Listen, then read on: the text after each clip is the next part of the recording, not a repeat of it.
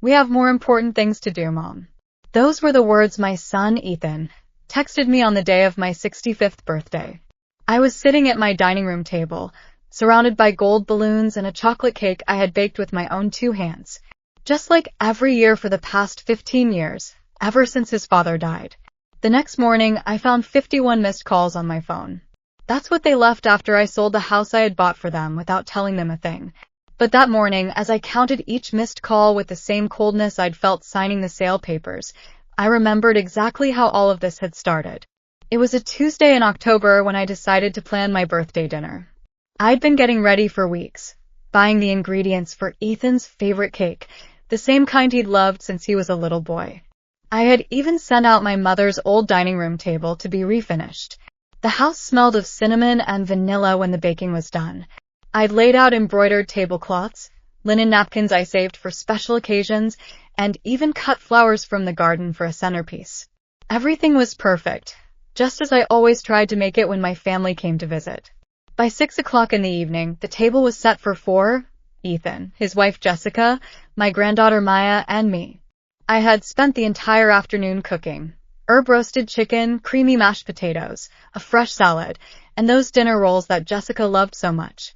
The golden afternoon light streamed through the dining room windows, creating that warm atmosphere that always made me feel like all was right with the world. I lit the candles, put on some soft music, and sat down to wait. 6:30, 7:30. The chicken was getting cold. The candles had burned halfway down, and I was still sitting in my chair, wearing the blue dress I'd bought especially for the occasion, looking toward the door every time I heard a car on the street. At 8 o'clock, I decided to call. The phone rang 5 times before Ethan answered. His voice was distracted, as if he were multitasking while talking to me. Mom, I'm so sorry, but we're not going to be able to make it. Something came up with Jessica's work, and Maya has a big school project due tomorrow.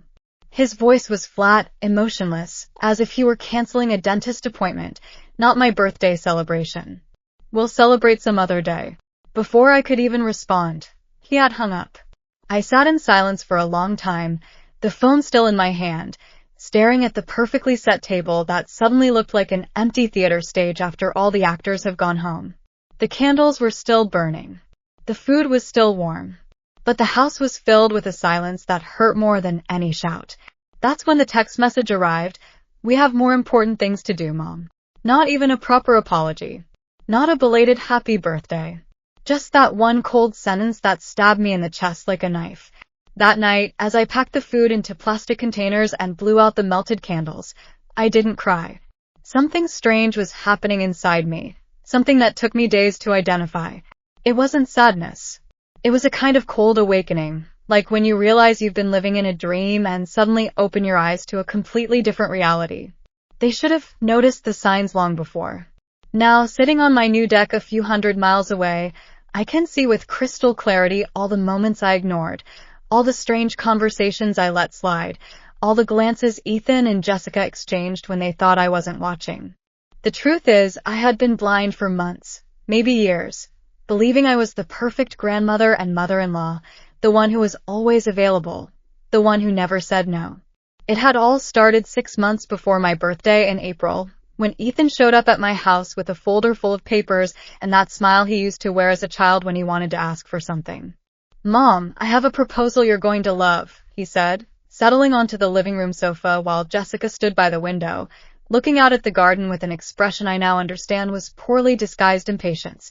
We found the perfect house for us, but we need your help with the down payment, Ethan continued, extending his hands toward me in that gesture I knew so well. It's a once-in-a-lifetime opportunity, Mom. A house in the best neighborhood, with a yard for Maya, near the good schools. His eyes shone with genuine excitement I hadn't seen in years, and my mother's heart melted instantly. The house cost $450,000. They had saved $70,000, but they needed me to put in the remaining $150,000 for a proper down payment. It's only temporary, Jessica insisted, finally approaching the sofa with a smile I now recognize as calculated. In 6 months, we'll pay you back everything with interest. Ethan just got that promotion at the firm, and I have several big design projects that are about to be confirmed. I didn't hesitate for a second. That very afternoon, we went to the bank. I took the money from my life savings, the dollars I had scraped together working as a secretary for 40 years, cleaning offices on the weekends, selling homemade pies at the church bake sales.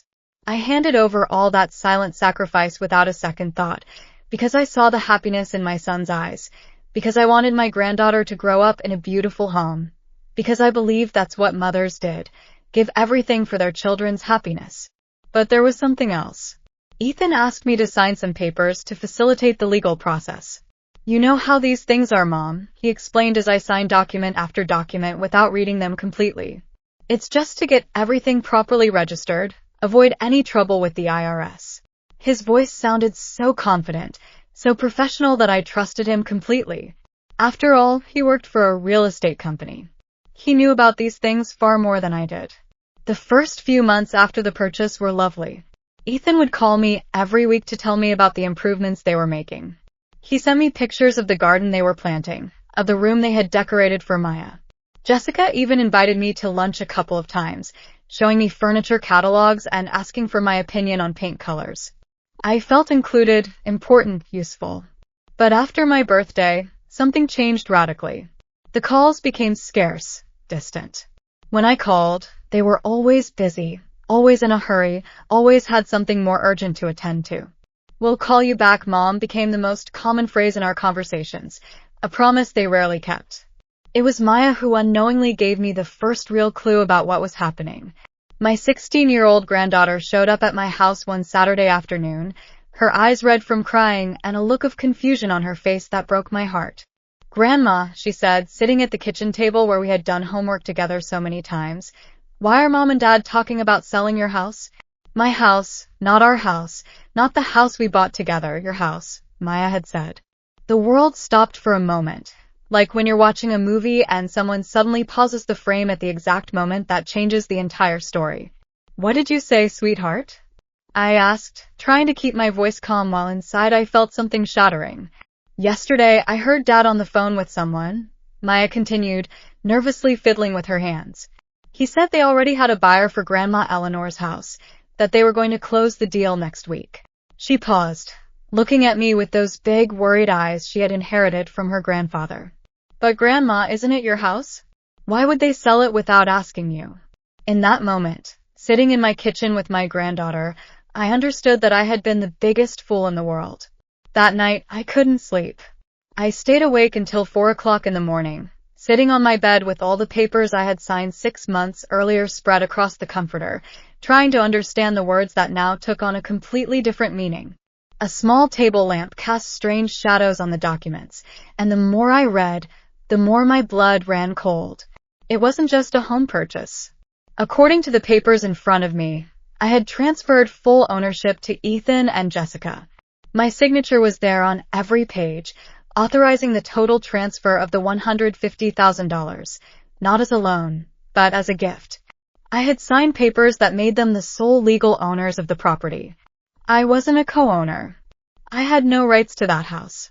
Officially, I didn't exist in that transaction except as the person who had handed over the money.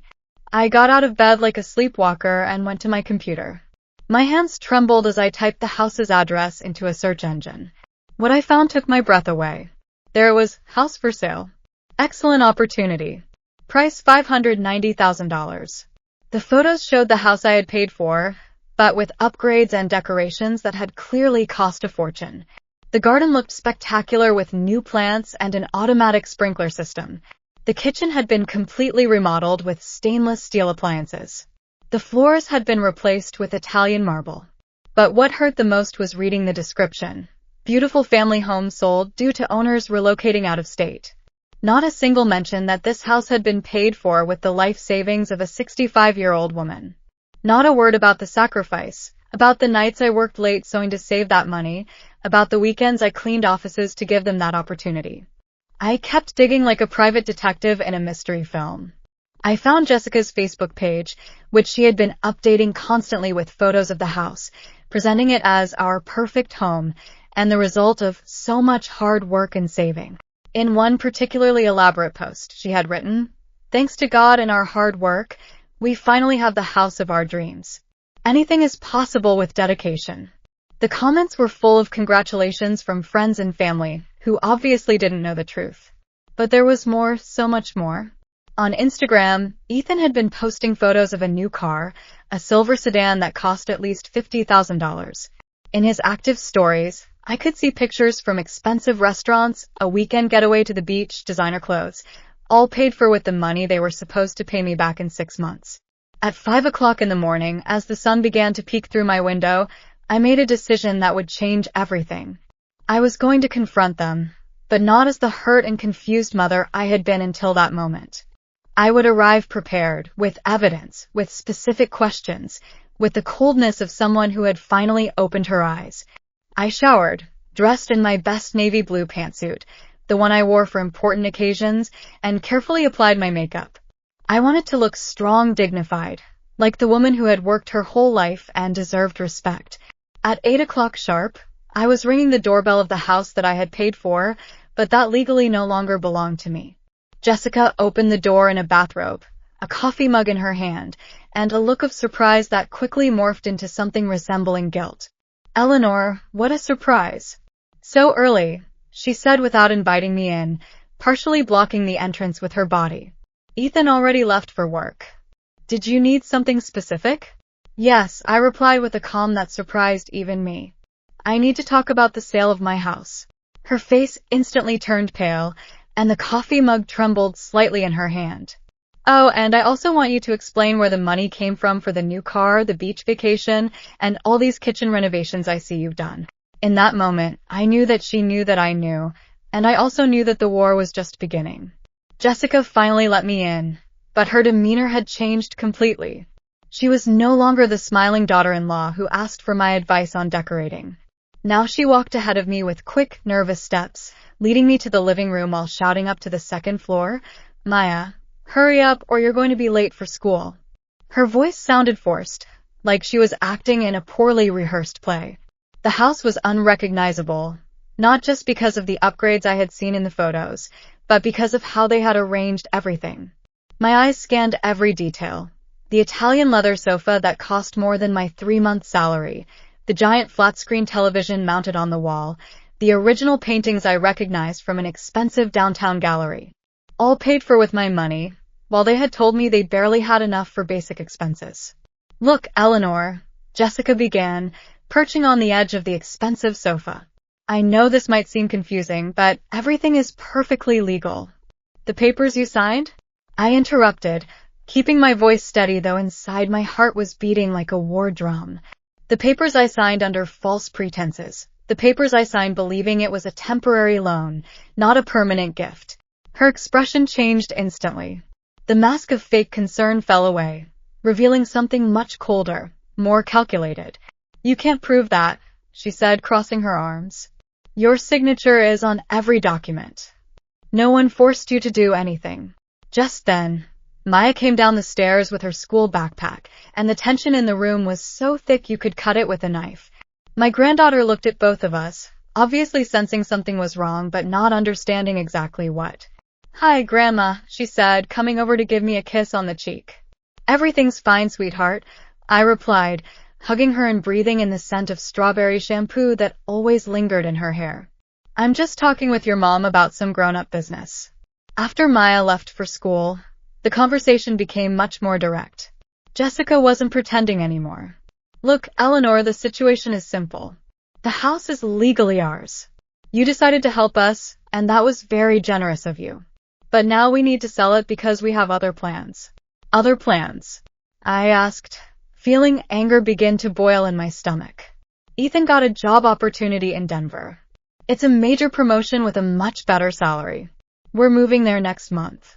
She paused, studying my reaction. "By selling this house, we'll have enough money to buy something better there and start a new life." A new life with my money, without consulting me, without even a proper goodbye, I thought. "And what about me?" I asked, though I already knew the answer. "You have your house, you have your pension. You're well established here. We're young. We have to think about our future, about Maya's future." Her voice sounded as if she were explaining something obvious to a foolish child. "You can't expect us to stay here forever just because you want to keep the family close." That sentence was like a slap in the face. After everything I had done for them, after handing them my life savings, I was the selfish one for wanting to keep the family together. But what hurt the most came next. Jessica stood up from the sofa and walked to the window, turning her back to me as if I were no longer important to the conversation. Besides, Eleanor, I think it's time you understood that you're not getting any younger. Living alone at your age can be dangerous. Maybe you should consider moving into a senior living facility where they can take proper care of you. The silence that followed was deafening. Me, who had worked until I was 60, who kept my house immaculate, who cooked for the whole family every Sunday, who tended my garden and paid all my bills on time. Suddenly, I was a helpless old woman who needed to be put in a home. I rose from the sofa with all the dignity I could muster. I understand the situation perfectly, I said, walking toward the door. You have made your decisions, and now I will make mine. When I reached the entrance, I turned around one last time. Oh, and Jessica, one more thing. This conversation has clarified a lot for me, especially about the kind of people you really are. I left that house for the last time without looking back.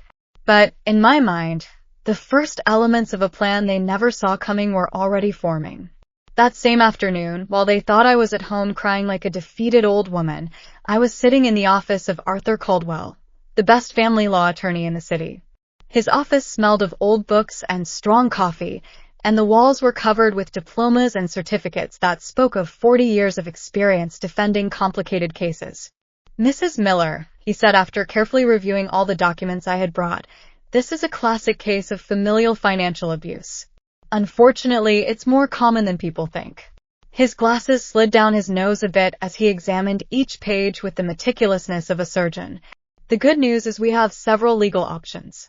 I explained everything, the broken promises, the lies about a temporary loan, the deception with the documents I signed, the expensive upgrades made with money they supposedly didn't have, and especially that morning's conversation where it became clear everything had been planned from the start. Is there anything I can do? I asked, feeling a small spark of hope for the first time in days. Mr. Caldwell smiled in a way that reminded me of my father when he had an ace up his sleeve during a game of dominoes. Ma'am, not only is there something we can do, there are several things we are going to do, and all of them are completely legal. He opened a new folder and began to write notes quickly. First, we are going to initiate a lawsuit for fraud and undue influence. Second, we are going to request an investigation of all their recently acquired assets. And third, he paused, looking at me directly in the eyes with an expression I couldn't quite interpret. Third what? I asked. Third, I need you to tell me exactly everything you remember about the purchase of that house. Every detail, every conversation, every promise they made you, because I have a suspicion there are more irregularities here than what appears in these papers. For the next 2 hours, we reconstructed the entire story from the beginning. Mr. Caldwell took constant notes, asked specific questions, and every so often he would raise his eyebrows as if he had discovered something important. When I finished telling him everything, he leaned back in his chair and sighed. Mrs. Miller, what you've just told me constitutes not only civil fraud, but possibly criminal fraud. Your son and daughter-in-law could face criminal charges. He paused, studying my reaction. Are you prepared to see this through to the end? For the first time in months, I felt completely sure of something. Mr. Caldwell, for 40 years I worked hard to save that money. I cleaned houses. I sewed clothes. I sold pies. I deprived myself of vacations and luxuries so I could have something to leave for my family. If they decided to steal from me and treat me like a fool, then they are going to meet the woman I truly am. That night, following Mr. Caldwell's precise instructions, I began my own investigation. I created fake social media accounts so I could see all the content Ethan and Jessica had been posting for the last few months. What I discovered kept me awake, not from sadness, but from pure indignation. Not only had they been showing off the lifestyle they were living with my money, but they had also been bad-mouthing me publicly in a private Facebook group called Northwood High School Parents.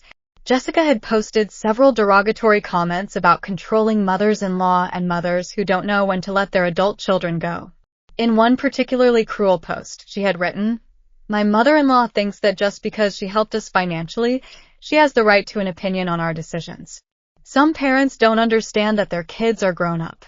But the worst came when I found a video Ethan had uploaded to his Instagram 2 weeks after my birthday. It was a video of him and Jessica toasting with expensive champagne in an elegant restaurant. The caption read, "When you finally break free from toxic family expectations and can live your own life. Hashtag freedom, hashtag new beginnings, hashtag Namara drama." That video had been filmed with my money at a dinner that cost more than my monthly grocery bill, celebrating their freedom from me after they had stolen my life savings. That night, alone in my house, I didn't cry. Instead, I opened a bottle of wine I had been saving for a special occasion. I poured myself a glass and toasted myself.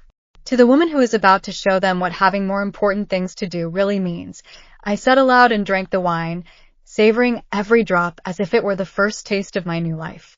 The next day, Mr. Caldwell called me early. "Mrs. Miller, I have news. Very good news. It turns out your son and daughter-in-law made a very serious mistake. When they registered the property transfer, they did it before the minimum legal waiting period for family-related transfers was complete," Mr. Caldwell explained, his voice sounding like music to my ears. "Technically, the title transfer is voidable until a full 6 months have passed from the original filing." My heart began to beat faster. What does that mean exactly? It means that you, as the original grantor, have the legal right to revoke the transfer and reclaim the property within the next 48 hours. After that, the current buyer will have acquired rights. His voice grew more serious. "Mrs. Miller, if we are going to act, it has to be right now." I didn't think for a second. "Do it. Do whatever is necessary." The next few hours were a whirlwind of paperwork, signatures, and phone calls. Mr. Caldwell pulled strings at the county recorder's office, the courthouse, and even with the notary who had authorized the original transfer. By 6 o'clock that evening, the house was legally back in my name. But the real masterstroke came next. "Now," Mr. Caldwell said with a smile that would have made any opposing counsel tremble, "we are going to sell this property immediately before they find out what happened. I have a client who has been looking for exactly this type of house and is willing to pay $610,000 in cash.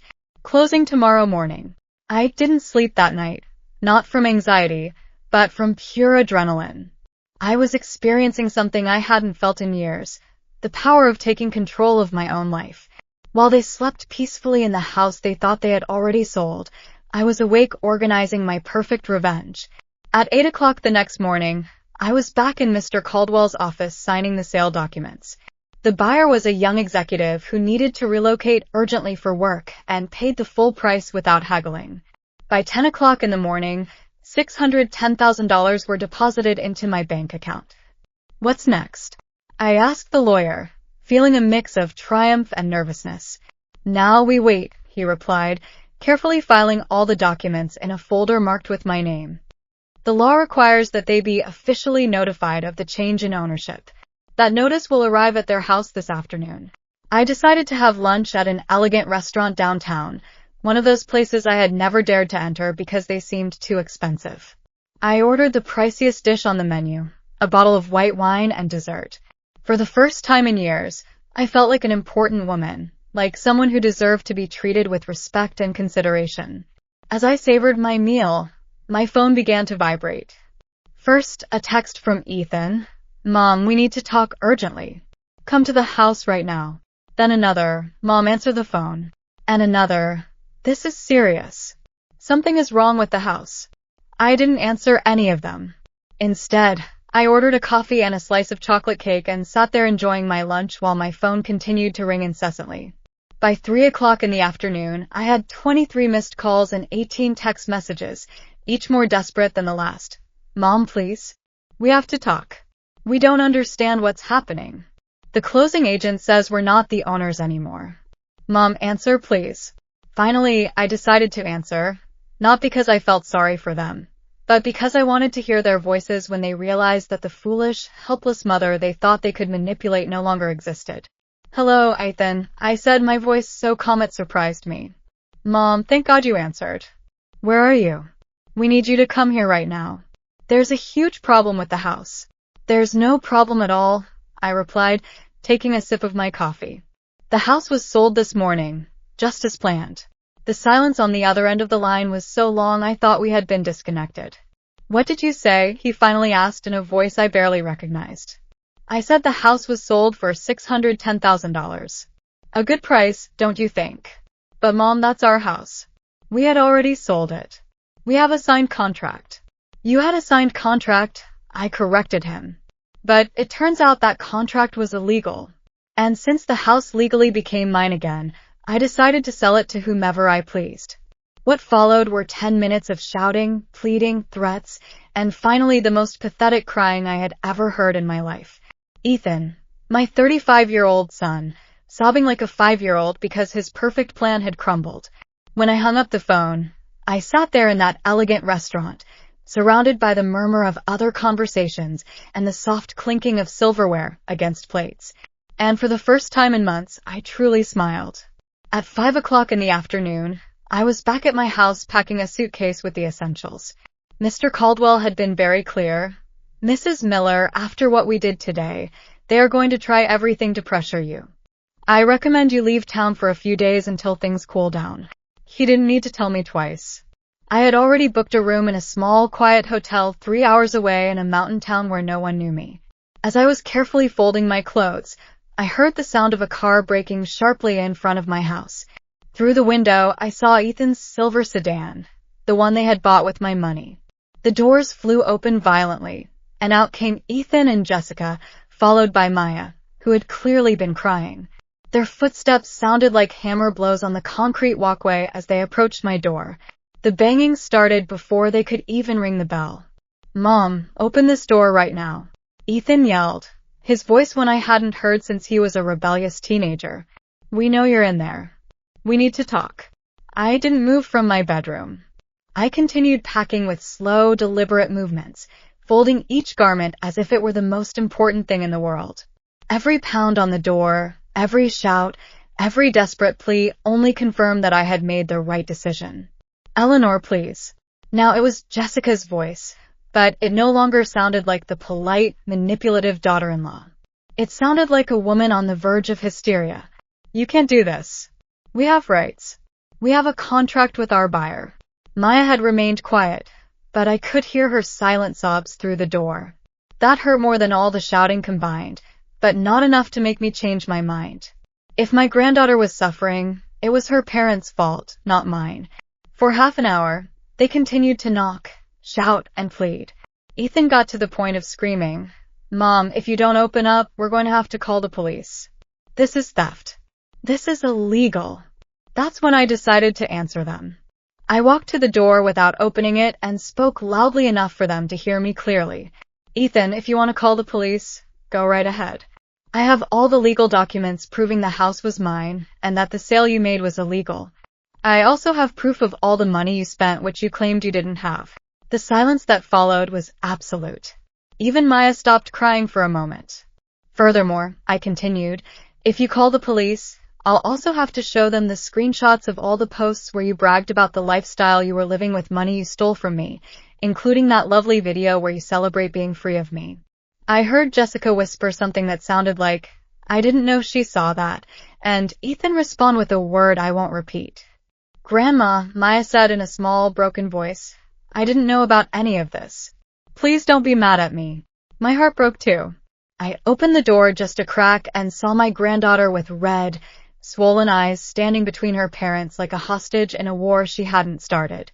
"Sweetheart," I said, "I could never be mad at you. This is between the adults. You're not to blame for any of this." That's when Ethan completely lost control. "Stop manipulating my daughter. You're the one destroying this family. All we did was for our future." "Your future?" I asked, opening the door completely and looking him in the eyes for the first time in days. "Your future built on lies, theft, and disrespect for the woman who gave you life? Is that the future you want?" Jessica stepped forward with an expression that tried to be threatening, but only managed to look desperate. "Eleanor, you don't understand the consequences of what you did. We had already committed that money. We have debts to pay. We have the job in Denver waiting for us." "That's not my problem," I replied with a coldness that surprised even me. "You made your plans without consulting me. You spent money that wasn't yours, and you lied to me for months. Now you face the consequences." Ethan looked at me with an expression that mixed fury, disbelief, and something it took me a moment to recognize: fear. "Mom, Are you really going to destroy your own family over money? I didn't destroy anything, I responded. You destroyed the trust. You destroyed the respect. You destroyed the love I had for this family when you decided to treat me like a fool. I am just picking up the pieces of my dignity. I left them standing in my yard and closed the door. I finished packing, called a cab, and left my house without looking back. In the taxi, watching my neighborhood, my house, my previous life fade away through the window, I felt like a butterfly that had just emerged from its chrysalis. The hotel in the mountains was exactly what I needed. Small, quiet, with a spectacular view of the valley and a staff that asked no questions. My room had a balcony with 2 wicker chairs and a small table where I could have my morning coffee while looking out at a landscape that seemed taken from a postcard.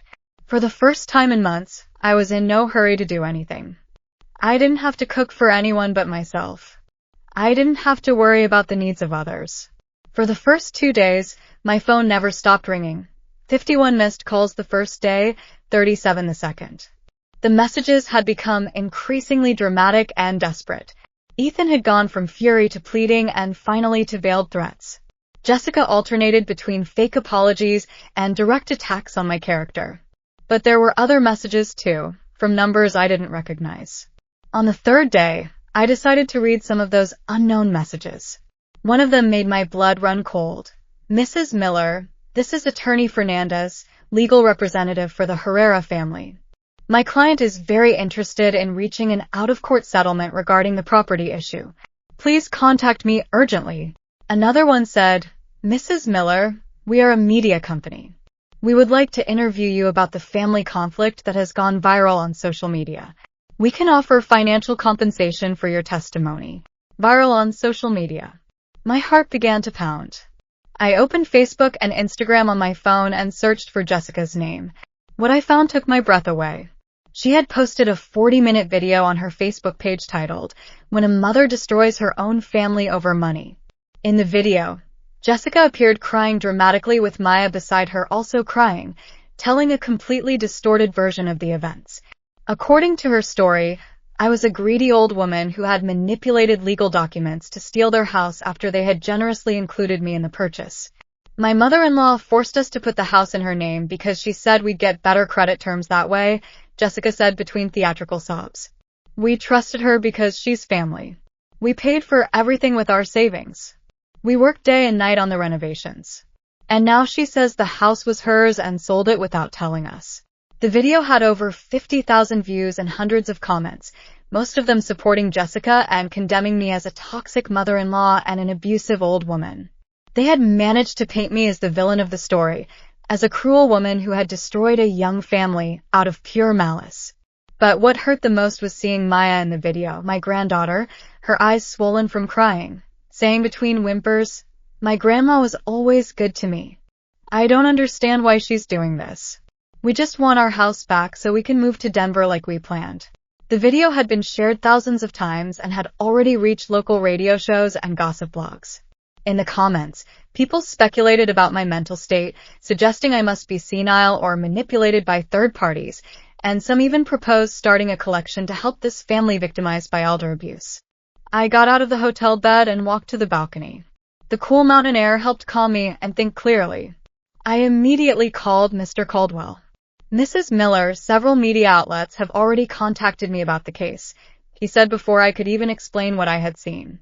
I recommend you make no public statement for now.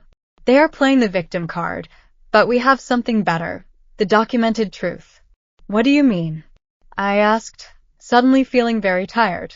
I mean I have all the proof of what really happened. The original documents where it's clearly established that you were the sole owner, the screenshots of all their posts bragging about their spending, the exact dates that prove they lied about their income. And something else I discovered yesterday. What else? Your son and daughter-in-law applied for a $75,000 bank loan using the house as collateral 3 days before they sold it to the first buyer. Technically, they were committing bank fraud in addition to defrauding you. That information changed everything. This was no longer just a family dispute. It was a fraud case that could have serious criminal consequences. Mr. Caldwell, I said, feeling a strange calm wash over me, I think it's time for the truth to come out. Are you sure? Once we initiate the full legal process, there's no going back. I looked out at the valley from my balcony where the afternoon sun was painting the mountains in shades of gold, and I thought about all the years I had worked in silence, sacrificed in silence, loved in silence. The time had come for my voice to be heard. "I'm sure," I replied. "Do whatever is necessary." 3 months later, I was sitting on the terrace of my new house in a small coastal town 4 hours away from my old life, watching the sunrise over the ocean while I had my morning coffee. The house was small but perfect. 2 bedrooms, a kitchen with a window overlooking the sea, and a garden where I had planted roses, lavender, and herbs. I had bought it with the money from the sale, and I still had enough left over to live comfortably for many years. The legal process had ended the previous week. Ethan and Jessica faced charges for bank fraud and were sentenced to pay a substantial fine and perform community service. The job in Denver vanished when the company learned of the legal scandal. Jessica's viral video was taken down after Mr. Caldwell presented the real evidence, and several of the media outlets that had run the story had to issue retractions. But my victory wasn't shouted from the rooftops or celebrated with fanfare. It was lived in silence, as true victory should be. Maya had sent me a letter 2 weeks ago, a 6-page handwritten letter asking for my forgiveness for participating in the video without knowing the whole truth. "Grandma," she wrote in her careful teenage script, "I understand now that my parents lied to me about a lot of things. I didn't know you had paid for the house completely. I didn't know they had tricked you with the documents. I didn't know they had been spending your money on unnecessary things. I feel terrible for appearing in that video saying things that weren't true." The letter went on to explain that she had decided to go live with her Aunt Norma, Jessica's sister, because she couldn't stand the toxic atmosphere at home anymore. "My parents won't stop fighting, blaming each other, and blaming you for everything that's happening to them. But I know they got themselves into this mess." At the end of the letter, Maya wrote, "I know you probably don't want anything to do with this family anymore, and I would completely understand, but if you ever forgive me and want to see me, I'll be waiting. I love you, Grandma, and I'm so sorry for everything we put you through." That letter had made me cry for the first time in months, but not from sadness, from relief. My granddaughter, the only innocent person in this whole story, had managed to see the truth for herself. I had replied immediately, inviting her to visit me at my new house during her summer vacation. I wanted to show her my garden, cook with her in my new kitchen, walk along the beach together at sunset. I wanted to show her that true love survives lies and manipulation. Ethan never apologized. In the last messages he sent before I changed my phone number, he continued to blame me for destroying the family and for being a selfish mother. Jessica had tried to contact me through social media with messages that alternated between dramatic apologies and veiled threats. I had blocked all her profiles. I didn't feel hatred toward them. That had been the most surprising part of this whole process, discovering that after all the pain and betrayal, what I felt for my son and daughter-in-law wasn't hatred, but a kind of quiet indifference. They had shown themselves to be people I couldn't trust, people who were willing to hurt someone who loved them for money and convenience. And when you know someone's true nature, you can no longer love them in the same way. I finished my coffee and got up to water the plants in my garden. The roses had started to bloom, and the scent of lavender mixed with the salty sea breeze. As I watered each plant carefully, I thought about the woman I had been 6 months ago, invisible, accommodating, always ready to sacrifice for a family that took her for granted. That woman no longer existed.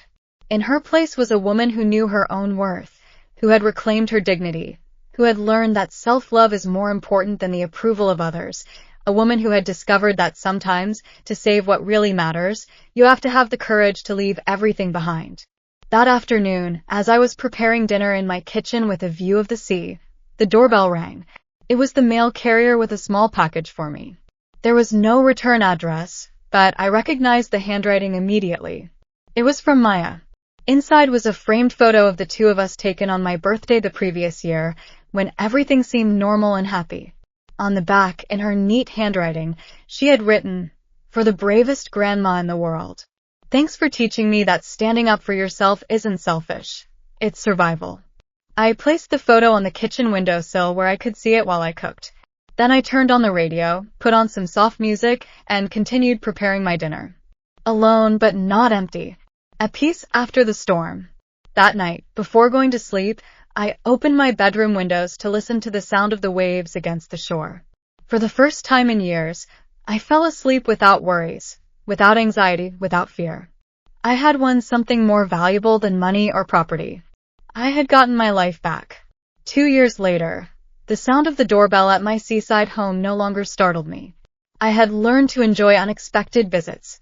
The fisherman who came by every Tuesday, Mrs. Gable from 2 houses down who had become my tea-time companion, or the neighborhood kids who came to ask for oranges from my tree. But that Saturday morning, when I opened the door, I found a surprise that took my breath away. Maya was standing on my doorstep, but she was no longer the confused, hurt teenager who had visited during vacations. She was a young woman of 18 with a radiant smile and a suitcase in her hand. "Hi, Grandma," she said, and her voice sounded different, more mature, more confident. "I've come to ask you a very big favor." I let her in and made coffee while she settled on the living room sofa, the same place where we had spent so many hours during her previous visits talking about life, about her parents' mistakes, about her dreams of studying veterinary medicine and working with marine animals. "I got a full scholarship to study marine biology at the state university," she told me, her eyes shining with excitement. "It's everything I ever wanted, Grandma. But the campus is only an hour from here, and I was wondering if I could maybe stay with you while I study. I promise I won't be a bother. I can help with expenses, work on weekends. I can cook, clean." I didn't let her finish. I stood up from my chair and hugged her with a strength that surprised me. "Sweetheart," I said, feeling tears welling up in my eyes. "This house feels empty without you. Of course you can stay." That afternoon, as I helped Maya unpack her things in the guest room that had been waiting for her for 2 years, she told me about her life with her Aunt Norma. She told me how she had graduated from high school with excellent grades, how she had worked part-time at a vet clinic to save money, and something that broke my heart, she hadn't spoken to her parents in over a year. "After everything happened, they tried to manipulate me into helping them get money from you," she explained while hanging her clothes in the closet. "They asked me to write you letters asking you to give them a second chance, to loan them money for some new business." She sat down on the bed and looked at me with a sadness I hadn't seen in her eyes in a long time. "When I refused, they started treating me like I was the enemy. Grandma, do you think I'm a bad person for not wanting a relationship with my own parents?" I sat down next to her and took her hands in mine. "My dear," I said, "sometimes the families we choose are more important than the families we are born into. You chose honesty over blind loyalty. You chose your future over their manipulation. That doesn't make you a bad person. It makes you a strong one." That night, I made a special dinner to celebrate Maya living with me. As we cooked together in my little kitchen, I realized something beautiful. During the 2 years I had lived alone, I had learned to be happy by myself. But having Maya back didn't make me feel dependent or needy. It made me feel complete in a different way, like when you share something good that you already possess, not when you're looking for something you lack. During dinner, Maya told me about her academic plans, her dreams of working in marine conservation, her hopes of making a difference in the world. I listened to her with the same admiration I had felt when she was a little girl telling me about the books she was reading. But now her passion had direction and purpose. "Grandma," she said as we washed the dishes together, "there's something I never told you, but I think about it every day." "What is it, sweetheart?" "Thank you for teaching me that it's okay to say no. That it's okay to set boundaries. That it's okay to walk away from people who hurt you, even if they're family." She paused, carefully drying a plate before continuing.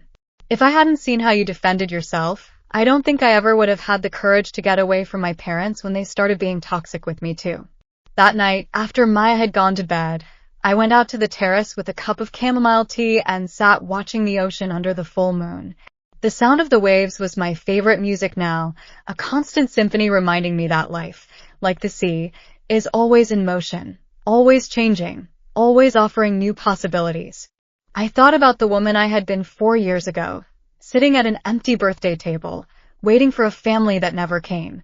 That woman had been broken by betrayal. But from that fracture, someone entirely new had been born. A woman who knew that true love does not require the sacrifice of one's own dignity, that healthy relationships are built on mutual respect, not on familial obligation. My phone vibrated with a text. It was from Mrs. Gable, my neighbor, who had seen Maya arrive that morning, So happy to see your granddaughter back. I'll bring over a cake tomorrow to celebrate. It's beautiful to see a family that truly loves each other. A family that truly loves each other. Those words resonated in my mind as I finished my tea. For years, I had believed that loving your family meant putting up with anything, forgiving any abuse, sacrificing anything to maintain unity. Now I knew that true love requires boundaries, respect, and the courage to walk away when necessary. Maya and I were a small family, but a real one. A family built on mutual choice, on genuine affection, on the shared desire to grow and be better people. We didn't need anyone else to be complete. Before going inside, I took one last look at the ocean. Tomorrow, a new chapter would begin. Being the grandmother who supports her granddaughter's dreams, the woman who found peace after the storm, the person who learned that sometimes, to save what really matters, you have to have the courage to leave it all behind. And for the first time in my life, I wasn't afraid of the future. Dear friends, thank you for spending this time with us and for walking through this story together. This is a completely fictional story created for entertainment and to reflect on traditional family values. It gently reminds us that family is always one of the most precious and important things in our lives. Along with love, let us also guide our children and our families to grow with gratitude, respect, and understanding. Thank you for being here, and we wish you peace and warmth until we meet again in the next story.